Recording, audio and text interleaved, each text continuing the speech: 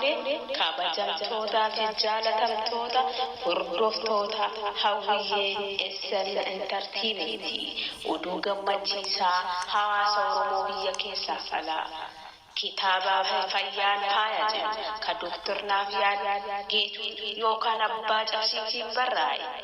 Fulbaana sagal dilbata magaalaa Finfinnee galma giddugala aadaa Oromootti waan eebbifamu qophiilee sanirratti akka argamtan jaalalaaf kabajaan isin gaafanna.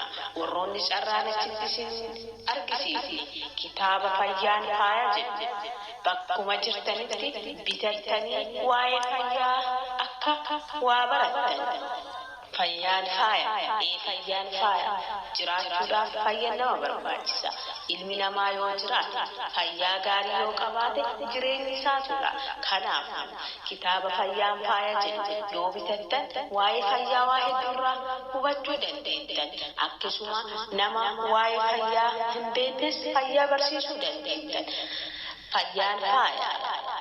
Waa'ee fayyaa afaan ofiitiin baratanii afaan ofiitiin saba ofii gargaaruun carraa gaariidha. Kanaafuu afaan keenyaan waa'ee fayyaa barannee nama biroos barsiisuu kitaaba fayyaan faaya jedhu bitannee haa dubbifnu. Fayyaan faayaa ammas fayyaan faaya.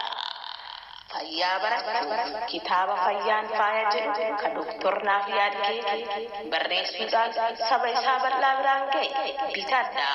Akkasuma doktoroonni keenya kan biroos Dr. Naafiyaad Geetuu irraa fakkeenya fudhachuudhaan waa'ee fayyaa afaan ofiitiin akka saba isaanii tajaajilan fakkeenya ni ta'aaf jedhee yaada. Kanaafuu fayyaan faaya baradhaa irraa waa'ee fayyaa baradhaa.